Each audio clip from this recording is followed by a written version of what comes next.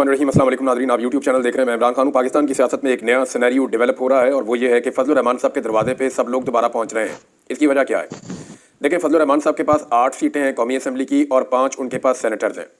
फैसल वाडा फजलुर रहमान साहब के दरवाजे पे पहुँचे और सुनने में आ रहा है कि अभी कुछ और लोग भी पहुँचेंगे, जबकि पाकिस्तान पीपल्स पार्टी की जानिब से बिलावल जरदारी ने भी मुलाकात की फजलुर रहमान साहब से।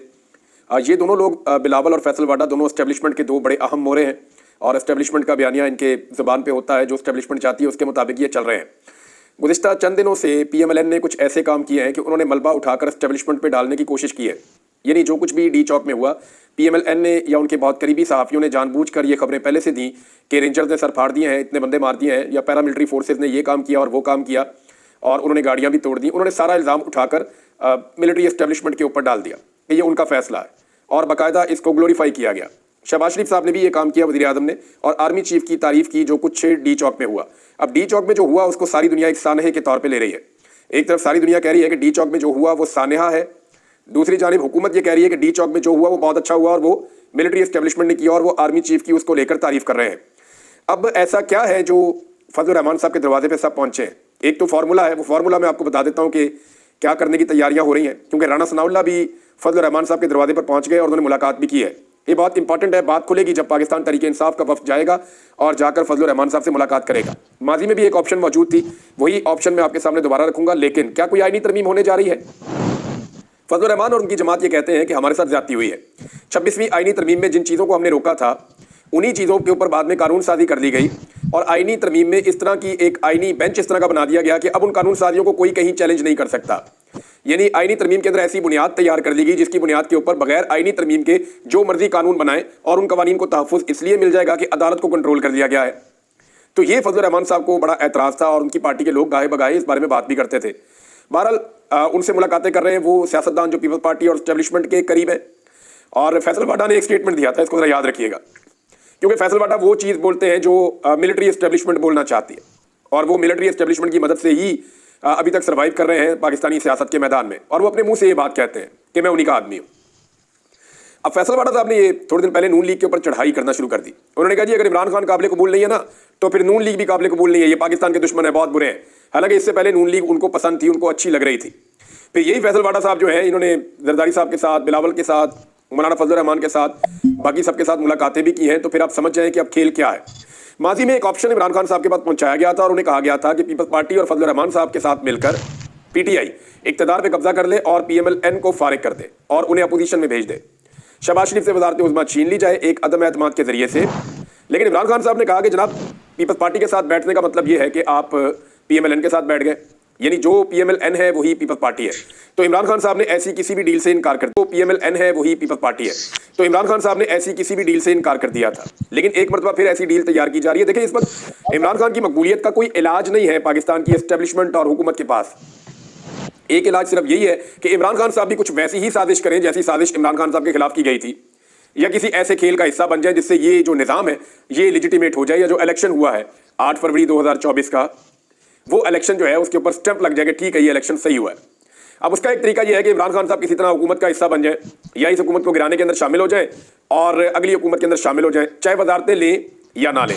लेकिन इसमें बिलावल वज़ीर आज़म बन सकता है। बिलावल का वालिद पहले ही पाकिस्तान का सदर है। बिलावल को लगता है कि वो इससे वज़ीर आज़म बन सकता है। और दूसरा, क्योंकि बिलावल के बारे में एस्टेब्लिशमेंट बार बार ये वहाँ से आवाज़ आती है कि he is a good boy, ये अच्छा बच्चा है बिलावल और ये लड़का ठीक है, काम करेगा। और मरियम के बारे में भी ऐसी राय है, she is a good girl, यानी गर्ल तो नहीं है वो, लेकिन उनके बारे में अच्छी राय है एस्टेब्लिशमेंट की। उन्हें लगता है कि ये बहुत वफादारी के साथ और बिल्कुल जैसे वो खुद कहती है कि जूते पॉलिश करने का फ़न, तो उसमें तो मुकाबला चल रहा है बिलावल में और मरियम नवाज में। अब बिलावल को अगर वज़ीर आज़म बनना है और PMLN की सियासत को वापस खड़े होना है, देखिए PTI को अगर डैमेज करना है, इमरान खान को अगर डैमेज करना है तो वो पीपल्स पार्टी नहीं कर सकती, फजलुर रहमान भी नहीं कर सकते। डैमेज करने का एक ही तरीका है, वो ये है कि PMLN को वापस खड़ा किया जाए, क्योंकि पंजाब के अंदर PMLN अगर खड़ी हो जाएगी तो PTI फारिग हो जाएगी। अब पंजाब में PMLN को खड़े होने के लिए विक्टिम कार्ड चाहिए या कोई ऐसी चीज़ चाहिए कि जनाब हमारे साथ बड़ी ज्यादती हुई, देखो इमरान खान ने फिर साजिश कर दी, हमारी हुकूमत पैसे कमा रही थी, आगे बढ़ रही थी, मईशत ठीक कर दी। हालांकि हर चीज़ का इस वक्त बेड़ा गर्क है, लेकिन आप अगर PMLN के मुंह से सुने, वो कहते हैं जी मुल्क ठीक होना शुरू हो गया। भाई मुल्क के अंदर महंगाई पहले से ज़्यादा है, गुर्बत पहले से ज़्यादा है, बेरोजगारी पहले से ज़्यादा है, मईशत की तबाही पहले से ज़्यादा है, सरमायाकारी पहले से कम है, लॉ एंड ऑर्डर की सिचुएशन पहले से ज़्यादा खराब है, लोगों का अदम एतमाद पाकिस्तान के ऊपर ज़्यादा है, हुनरमंद लोग जो है नौजवान वो पाकिस्तान छोड़ छोड़कर पहले से ज़्यादा बड़ी तादाद में बाहर जा रहे हैं। इन सारी चीज़ों को आप इकट्ठा करते हैं तो एक बड़ा डिजास्टर है इस वक्त जो पाकिस्तान के साथ हुआ, माशी तौर पे, समाजी तौर पे।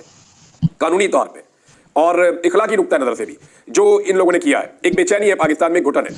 अब अगर पीएमएल-एन का इक़्तिदार खत्म हो जाता है तो वो एक विक्टिम कार्ड ले लेंगे, जनाब देखिए हमारे साथ ज्यादती होगी, हम तो मुल्क ठीक करने वाले थे, और इमरान खान साहब की मकबूलियत नीचे आने का इम्कान पैदा हो जाएगा। लेकिन इसमें इमरान खान साहब को मनाना पड़ेगा। अब इसको कुछ लोग कह रहे हैं जी वो एक और कार्ड है इमरान खान का, तो ऐसी बात नहीं है। मुझे नहीं लगता इमरान खान साहब इस बारे में मानेंगे, लेकिन ये एक ऑप्शन है और इसके ऊपर काम किया जा रहा है।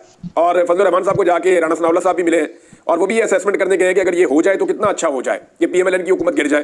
केसेस तो उन्होंने अपने सारे खत्म कर लिए हैं और पीपल्स पार्टी के साथ अगर पीटीआई इक़्तिदार में आएगी तो वो जो भी करना चाहते हैं वो नहीं कर पाएंगे। यानी वो अगर NRO-2 को खत्म करना चाहते हैं नहीं कर पाएंगे, पीपल्स पार्टी नहीं होने देगी, वो भी उसके बेनिफिशियरी है।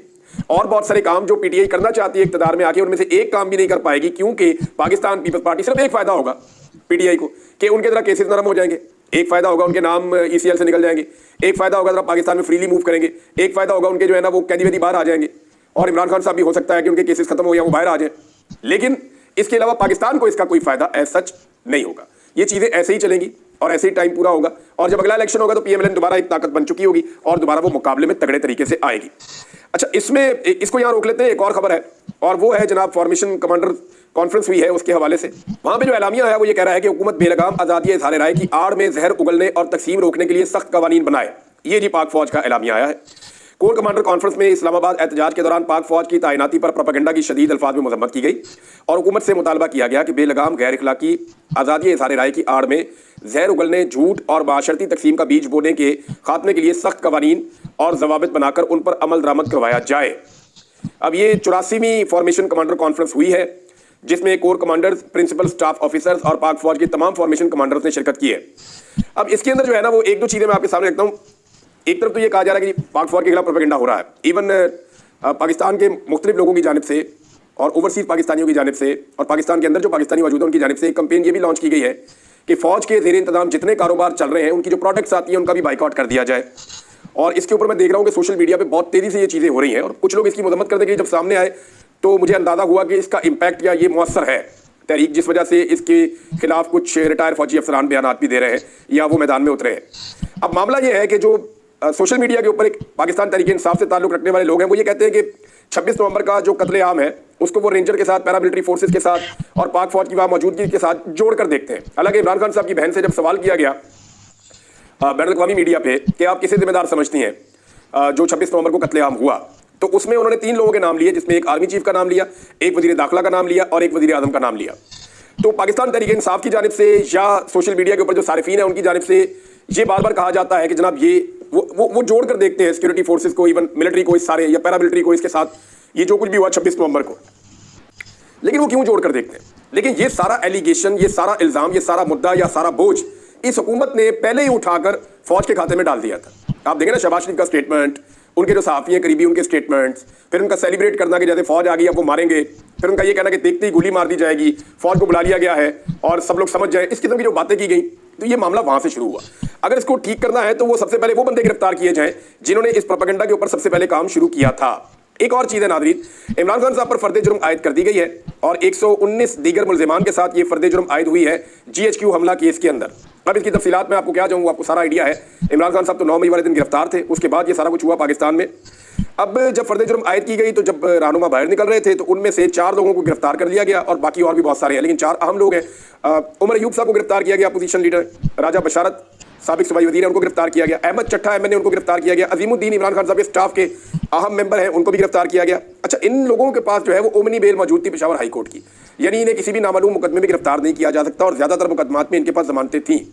अब इस हवाले से जो है वो पाकिस्तान तहरीक इंसाफ ने बहुत शोर मचाया, लेकिन अब जब मैं ये वीलॉग रिकॉर्ड कर रहा हूँ तो अब तक की इतला के मुताबिक ये लोग पुलिस की हिरासत में है, इन्हें गिरफ्तार कर लिया गया दीगर बहुत सारे लोगों के साथ। इमरान खान साहब को आज क्योंकि बहुत सारे लोग आए थे, 119 लोगों के ऊपर फर्द जुर्म आयद हुई थी, तो जरताज गुल वजीर साहबा भी थी और बहुत सारे और रहनुमा थे, मुसर्रत जमशेद चीमा साहबा भी थी और ये सारे जिनके मैंने नाम लिए ये भी थे और इनके अलावा और लोग भी थे।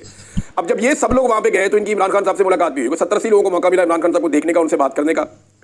तो मैंने उनमें से चंद लोगों से बात की तो वो तो बड़े जज्बे में आ गए, यानी वो ये कह रहे हैं कि हमने इमरान खान को देखा, उनकी बॉडी लैंग्वेज को देखा, उनकी आवाज़ और उनकी बात सुनी तो हमें समझ आई कि हमारा लीडर पूरी ताकत के साथ और शिद्दत के साथ खड़ा है। अगर हमें कहीं पे कोई मायूसी थी या किसी जगह पे हम थोड़ा सा बैकफुट पे हो रहे थे तो अब हम नहीं होंगे। यानी हमें इमरान खान से मिलने के बाद एक नई एनर्जी और एक नई ताकत मिली है।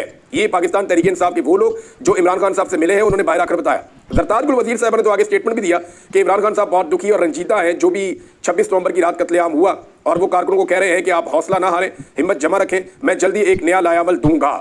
अब इमरान खान साहब के आखिरी कार्ड को लेकर सब लोग ये स्टेटमेंट दे रहे हैं, वो आखिरी कार्ड क्या है। लेकिन उससे पहले एक और डेवलपमेंट हुई पाकिस्तान तहरीक इंसाफ की। इमरान खान साहब ने कमेटी तब्दील की है जनाब मुज़ाकरात के हवाले से। यानी अगर हुकूमत के साथ मुज़ाकरात होंगे तो उसके लिए एक डेडलाइन दे दी गई है और बैरिस्टर गोहर को पार्टी के उमूर तय करने के इख्तियारात वापस ले लिए गए हैं। यानी ये जो मामलात हैं उनसे वापस लिए गए हैं, खासतौर पे मुज़ाकरात के हवाले से। इमरान खान ने अडयाला जेल में उमर अयूब को सियासी हिकमत अमली तय करने और सियासी फैसले करने का इख्तियार दे दिया है। दूसरी जानिब हुकूमत से मुज़ाकरात के लिए कमेटी कायम कर दी गई है, जबकि मुतालबात की मंजूरी के लिए हुकूमत को 12 दिसंबर की डेडलाइन दी गई है।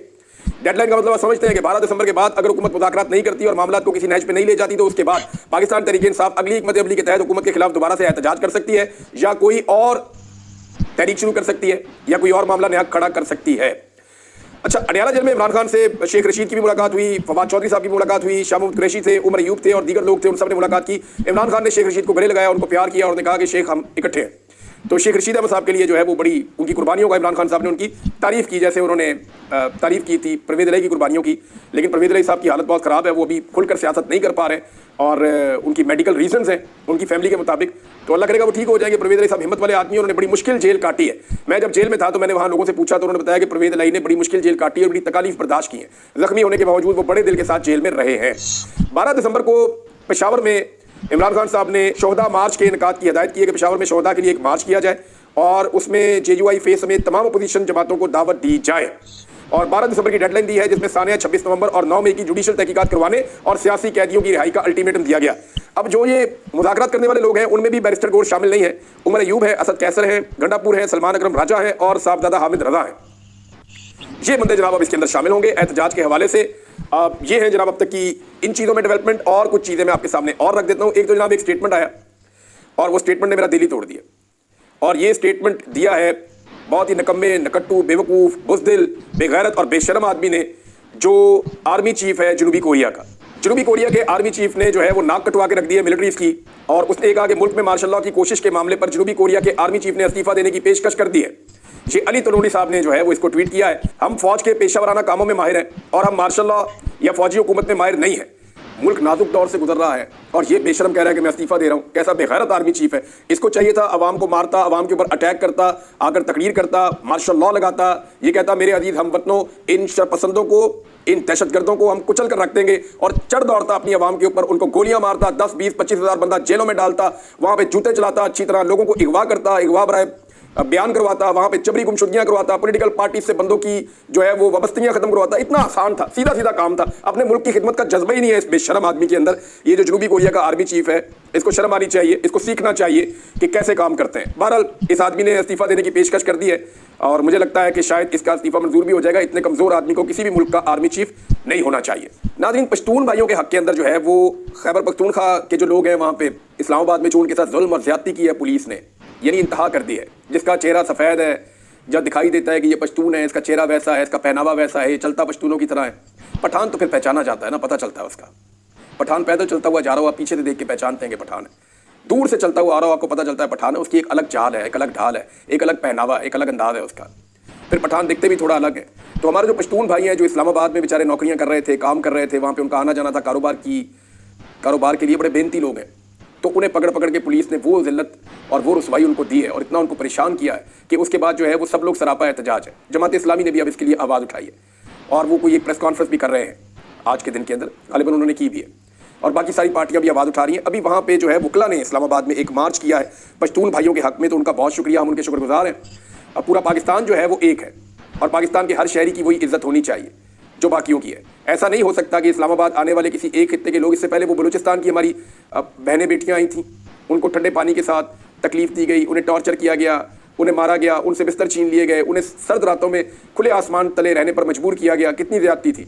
और जब उनके सामने एक और स्पॉन्सर्ड कैंप लगाया गया तो उस कैंप के अंदर किस तरह से फैसिलिटेट किया गया, बड़े बड़े हीटर्स लगाए गए, सबको फैसिलिटीज़ दी गई, लेकिन वहाँ बैठने वाला कोई नहीं था। तो ये ज़्यादती इस्लामाबाद के अंदर जब होती है छोटे सूबों के लोगों से, तो लोग उसको दिल के अंदर रखते हैं, उन्हें तकलीफ होती है इन चीज़ों से। आज़ाद कश्मीर की सूरत हाल में आपको नाज़रीन अगले वीलॉग में रिपोर्ट करूँगा, लेकिन मरियम नवाज़ ने फिर से एक अजीबोगरीब स्टेटमेंट दे दिया। हर थोड़े दिन बाद जब थोड़ा सा मामला लोग भूलने लगते हैं, कोई ना कोई बंगी मार के सारी अपनी पार्टी का, अपने खानदान का बेड़ा गर्क कर लेती हैं। अब स्टेटमेंट ये दे दिया कि दिल से पाकिस्तानी हूं, पाकिस्तानी ब्रांड इस्तेमाल करती हूं।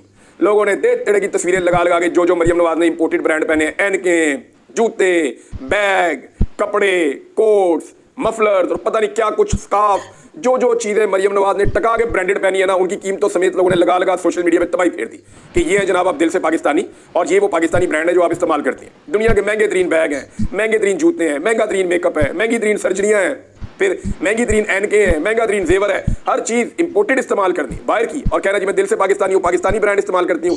ये उस बाप की बेटी है जिन्होंने सारी जिंदगी इंपोर्टेड टाइयां और 3 पीस पहन के गोरों के सामने हाथ बांध के जो है वो जिंदगी गुजारी है। यानी ये ब्रांड पाकिस्तान तो फिर इमरान खान हुआ ना। अगर कोई वाइट पाकिस्तान का ब्रांड है तो वो इमरान खान है। और भाई शलवार कमीज और वेस्टकोट के अंदर जाता है सारी दुनिया के अंदर। जब से वजीर आजम बना शलवार कमीज पहन कर रहा, उसने पाकिस्तान का ब्रांड पहना, कप्तान चप्पल के नाम से उसकी चप्पल का नाम पड़ गया जब वो पहनता है, ये द ब्रांड पाकिस्तान।